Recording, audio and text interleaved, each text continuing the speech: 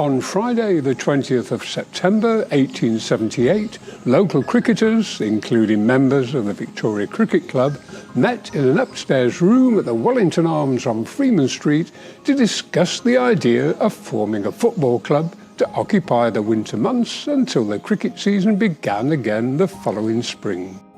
Founder members of the club included Jim Coates, Aaron Burnham, Arthur Mountain, Dick Chapman, Andrew Usey, Walter Bridge, Samuel Huxley and local schoolmaster Charles Horne, who became the club's first captain. Charles is thought to have first introduced the idea of winter football to his brother and his cricketing friends when he turned up one day at Clee Park with the Bouncing Demons.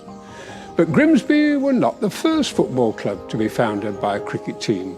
Although a form of football had been played in England since medieval times, modern association football, as we know it today, officially started in the UK in 1863, with the formation of the Football Association and the first official set of rules for the sport, paving the way for the organised game we see today.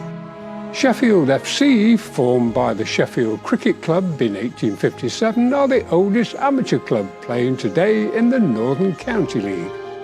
Notts County, formed in 1862, are widely recognised as being the oldest professional football club still playing today. The club we know today as Grimsby Town were originally called Grimsby Pelham, the family name of the Earl of Yarborough, who became a patron to the club and is said to have inspired the original strip of blue and white horizontal striped hoops. Sir John Astley was elected the first club president and John Wintringham vice president. The club's first match was played on the 2nd of November 1878. One of only 2 fixtures in the first season, losing on both occasions away to Brig Britannia. The game included the club captain and goalkeeper Charles Horne, Andrew Usey, Dick Chapman and the club's first goalscorer Arthur Mountain. Ranks were swelled by members of the Worsley Cricket Club for their second season, which saw victories over 2 Premier clubs in the town, encouraging the change to Grimsby Town Football Club, a name that continues to the present day. The club's performance continued to improve, and by 1881 they were ready to compete in the inaugural season of the Lincolnshire Cup, where they progressed to the semi-finals with a side that included 2 clergymen, Reverend Flowers and Reverend Charles. The following year, the club entered the Football Association Cup, or as it was sometimes called, the English Cup, with a team that included Harry Evans and Joe Warner.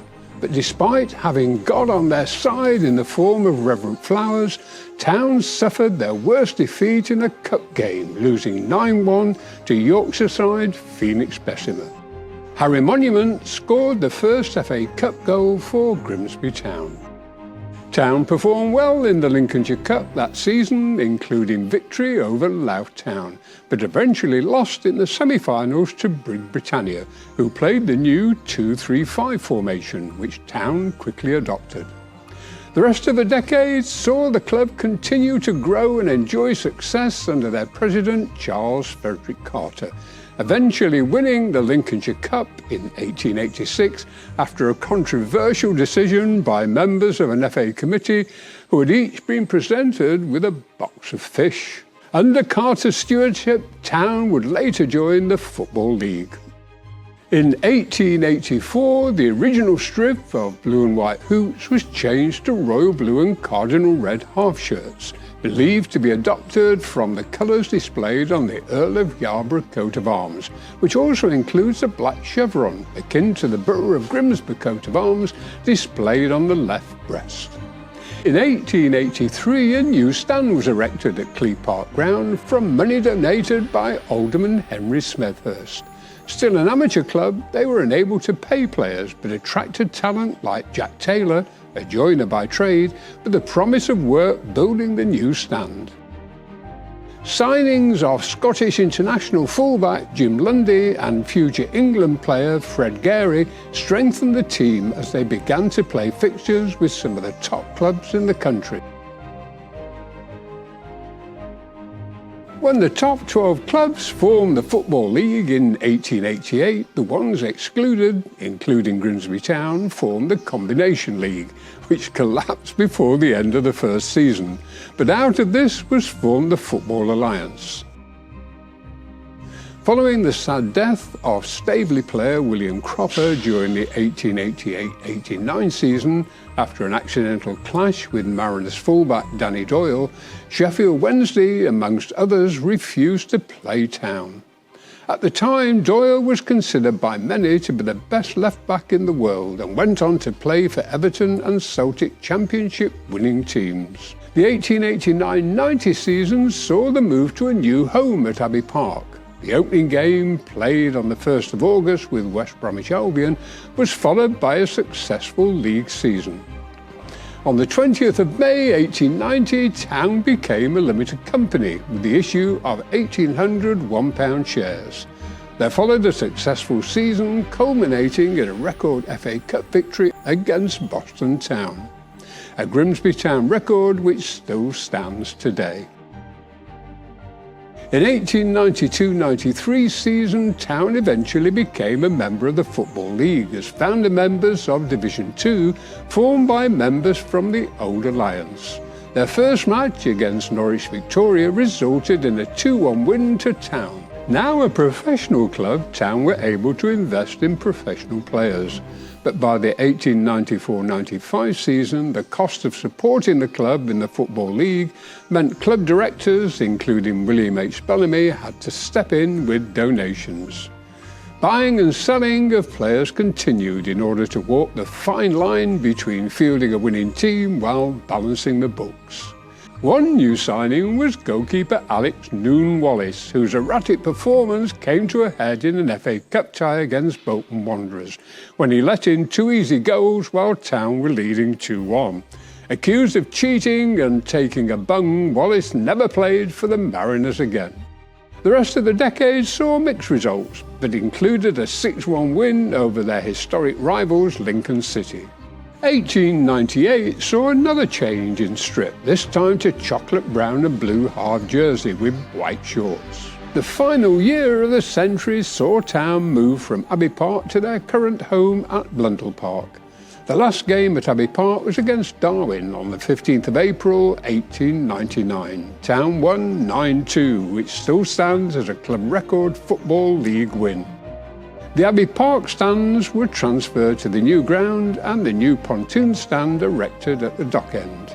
Life at the new ground couldn't have started better, with the 1901 season seeing Town lift the Lincolnshire Cup for the 3rd time and win the Division 2 championships, giving them automatic promotion to Division 1, the equivalent of the modern Premier League, for the first time in their history.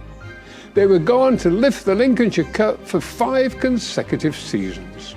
1901-02 saw a successful first season in Division 1, finishing 4th with the help of new players, including Blackburn goalkeeper Walter Whittaker, returning for a second spell with Town. Uncivilised scenes at a match against Stoke in the previous season caused a delay to the 1902-03 season, and further new signings, including Newcastle United captain Dave Gardner for a record £250, couldn't prevent Town being relegated, losing at home in the final game of the season to Aston Villa. Despite investigations into match fixing by the so-called Lancashire Ring, the relegation was finally confirmed, and the Mariners began the next season back in Division 2. Lack of finance through the loss of Division 1 status meant many top players had to be sold. Replacements included 20-year-old Charlie Roberts, who went on to become one of the best defenders in English football history, eventually playing for Manchester United and England. Between 1903 and 1919 was a difficult period for Town. At the end of 1909-10 season, they were dropped from the Football League and went down into the Midland League. The club had changed strip on several occasions in the preceding years, but 1910 saw the final change to the familiar black and white striped shirts the club still plays in today. During the war years, the Football League and FA Cup were suspended, A wartime league was formed with the clubs fielding teams from local amateurs and service personnel stationed nearby. The Manchester Regiment, based in Grimsby, provided town with many of their guest players, including Sam Cheetham and Paddy Maguire. Peacetime professionals Alex Ormiston of Chelsea and Webster, late of Tottenham Hotspur, also turned out on occasions for town. Captain Sid Wheelhouse was among several Grimsby Town players who joined the newly formed Footballers Battalion, the 17th Middlesex, which included around 200 professional players with connections to over 60 Football League clubs. The interwar years saw a change for the better, with Town returning to the Football League. But after a shaky start, they were not re-elected to Division 2, but instead became founder members of the newly formed Division 3, which incorporated teams from the Southern League, and therefore remained members of the Football League. First club manager, former Wales international Hayden Price, was appointed in 1920. Form improved from 1924 when Wilf Gillow was appointed the club's first player manager, and Jimmy Carmichael scored his 93rd league goal for the Mariners, breaking Harry Fletcher's previous record. Although only leasing the Blundell Park site, several improvements were made, including replacing the old Abbey Park stand with a wooden construction which featured a roof. The Barrett stand was named after club director Alderman Frank Barrett, whose financial generosity would also lead to the eventual purchase of Blundell Park in 1927. A successful 1925-26 season saw Town the division champions, the reserve team capturing the Midland League and Cup, and record crowds at home games. Although 26-27 was a disappointing season, to the fans' delight, Town beat both Fulham and Wolves. With 24 goals in 26 appearances, Joe Robson finally claimed the centre-forward spot from goal-scoring legend Jimmy Carmichael, and the diminutive Jack Bestall showed the skills that would make him the legend of the club in years to come. A milestone in the club's history came in 1927 when the lease was purchased for the Blundell Park ground, assuring the club's future. Although Town only finished in the mid-rankings of the division, better years were on the horizon.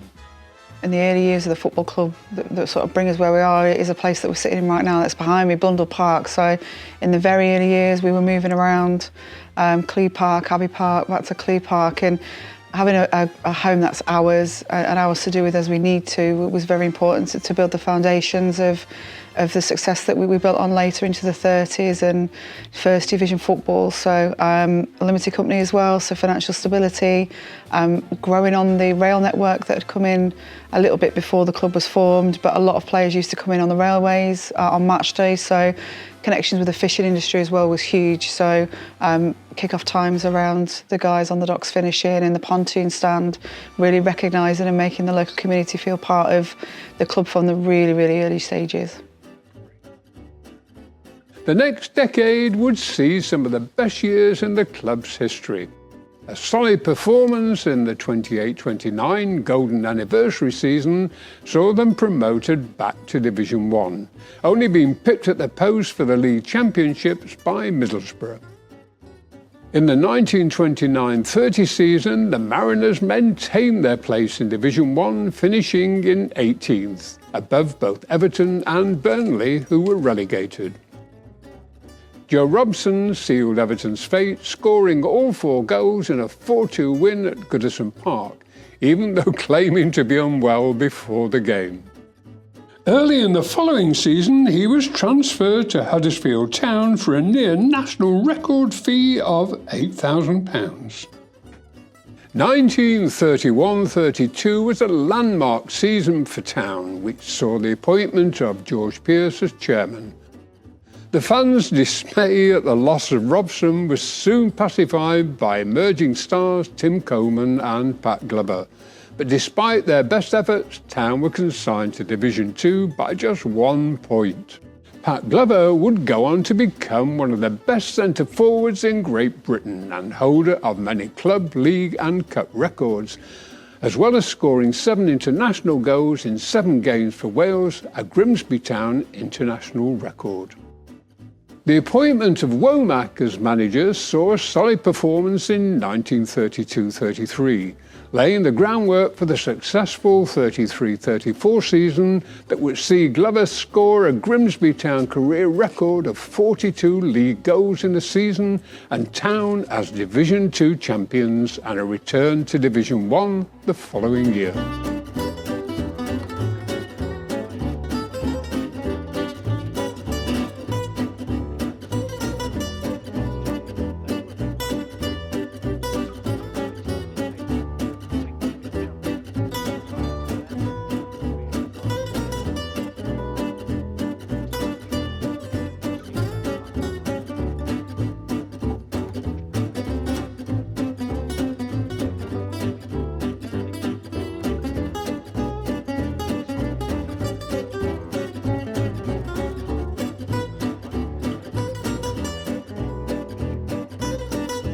In the 1934-35 season, Town finished 5th in Division 1, the highest in the club's history that today would qualify them for Europe.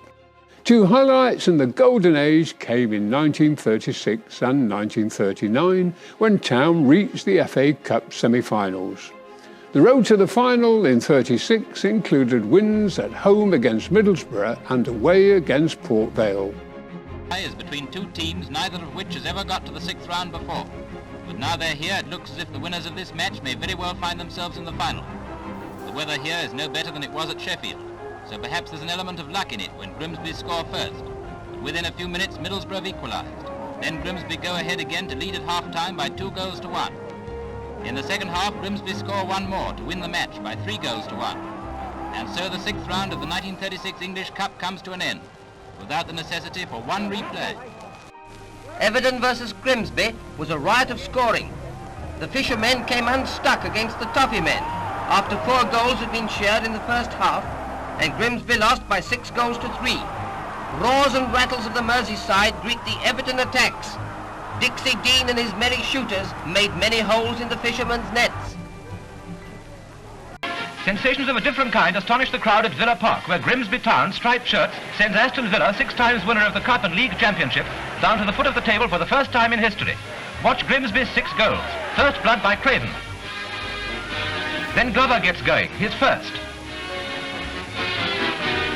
And another in the first half. And again in the second half, 3 to Glover. Once more, 4 to Glover. It's true, Villa also scored. Here's one of their 2 goals. Dyson gets Grimsby's last. Score 6-2. Poor old Villa.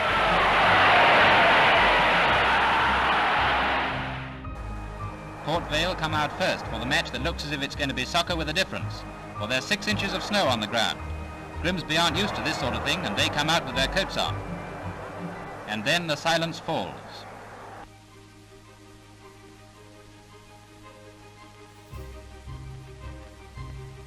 But to Port Vale's great disappointment, Grimsby take their coats off when the game starts, and what a game it is. A rum show and snow mistake. Grimsby know that you have to freeze fish to stop it from smelling, but they can't make out who said they needed freezing. It's a rum show, all right. The more rum inside for central heating, the better. Grimsby attack most of the time, but Potts, the Port Vale goalkeeper, puts in some fine saves. He isn't afraid to stop them, even when it does mean diving into the icebox. It tastes nasty, doesn't it? In the end, Grimsby win by 4 goals to 0. And 22 coals all round.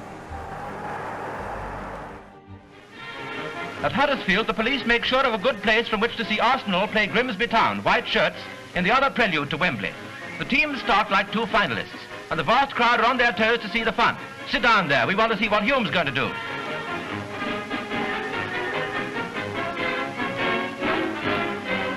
Arsenal cling on to the ball, while agile spectators cling on to the roof, and here it comes. The goal by Bastin that puts Arsenal into the final. It's the only goal of the match, though the fishermen go on trawling, casting their net into troubled waters. But the fish is on the wrong side. So who'll get the cup, Arsenal or Sheffield? The 1939 semi-final against Wolverhampton Wanderers saw goalkeeper George Milson carried off with concussion after 20 minutes. With no subs allowed, Town were reduced to 10 men and lost 5-0. After a throw-in, Dorset collides with Moulson, the Grimsby goalie, and a moment or two later, the Wolves get their second, giving them a clear lead of 2 at half-time. From a penalty, it's another goal, and Westcott gets 2 more to make it 5 to Grimsby's 0. So it's Portsmouth for the Wolves at Wembley on April... Despite the reputation of goal-scoring legends Robson, Coleman and Glover, the club's success in the 1930s was due in no small part to the famed half-back trio of Hall, Beckmead and Buck. But captain Jack Bestall, who retired in 1938, is considered by many to be the greatest player in this golden age of the Mariners' history. We played at Huddersfield against Arsenal, a 1-0 loss, really tight game, and then the FA Cup semi-final that still holds the record attendance at Old Trafford, losing to Wolves 5-0, and that doesn't tell the story because goalkeeper out injured, no substitutes, so down to 10 with an outfield player, and up until that point we were on top, and I'm sure those that were in the crowd that travelled there, I think on bikes and other ways to get all the way across to Manchester were really positive that we'd reach a first final, but unfortunately not. During the 30s as well, we had first England caps, record goal scorers, so a really buoyant time for us that coincides with the high of the fishing industry. Under chairman George Pearce, the club would remain in Division 1 until 1948. During the war years, when the Football League was suspended, Town played a series of friendlies until the Football League organised regional divisions. Because of the threat of German air raids on the coast at Blundell Park, home games were played at Scunthorpe United's ground, the old showground. Most of the club's first-team players were called up for duty, and scratch teams were pulled together from players on leave or stationed locally, including Town goalkeeper George Tweedy, who was in the police reserve, and fullback Jack Hodgson, who served as a war policeman, then an auxiliary fireman, and turned out for Town on 234 occasions. Other wartime players included Manchester City and Irish international Peter Doherty and winger Billy Harvey, who would become manager of Town some 23 years later. The Mariners finally returned to Blundell Park on New Year's Day 1944 in a 1-1 draw with Doncaster Rovers. The game was abandoned 10 minutes before time when Town's Ginger Hall refused to leave the pitch after a referee attempted to send him off for an offence which he claimed he was innocent.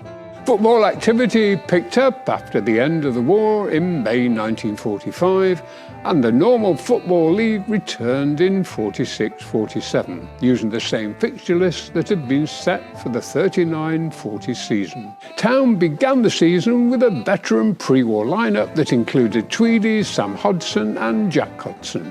6 new signings included Jim McGowan, who scored the only Mariners goal in a 2-1 defeat to Manchester United at City's Main Road ground. Despite poor performances in the winter months, form returned in the spring with Billy Cairns' 18 goals, helping them finish a credible 16th in the table. The Mariners started the following season with a convincing 3-0 win over Aston Villa in front of a home crowd of 20,500. But despite further wins against Manchester City, Huddersfield Town and Manchester United, a losing streak saw Town finish at the bottom of Division 1, setting several unfortunate club records on the way. New players were brought in to what was considered a weak defence, but some considered the poor performance was more due to the failure to retain possession in the midfield and take advantage of opportunities. Despite a disappointing start, the 1948-49 season saw Town finish a respectable 11th in Division 2 with the help of new signings McKenna, Forrest, Lloyd and McStay. Further new signings for the 49-50 season, including Laurie Mackenzie from Sheffield Wednesday, didn't prevent another poor start, but Town regrouped to finish the season once again 11th in Division 2. When manager Spencer was taken ill in the close season, it was left to veteran goalkeeper George Tweedy to lead the team into the new season as caretaker manager. New signings, including Frank Squires from Plymouth Argyle for a record fee of £8,500, promised better form, including a remarkable game against Manchester City at Blundell Park. Town took the lead and were holding their own with a half-time score at 2-2. But as the second half started, disaster struck when Jock Shearer collided with City keeper Troutman and was stretchered off with a broken leg. With the town down to 10 men, City soon raced ahead to 4-2. The Mariners seemed beaten, but two miraculous goals in the last 5 minutes by Macmillan and Briggs gave Town an unexpected draw against the division leaders. But the form was not maintained and the fans were outraged when Briggs, their top goal scorer, was sold to Coventry City for a club record fee of £19,550. Many of the first team players followed the departing Briggs and Tweedy stepped down as manager. In just 3 short seasons, Town had gone from playing the top teams in Division 1 to finishing 21st in Division 3 North, narrowly avoiding relegation from the Football League. But the new decade would bring new opportunities, new managers and new form that would see Town back in Division 1 by the end of the century. Join us in episode 2 when the rest of the Mariners story is recounted by some of the fans, staff, managers and players who were there.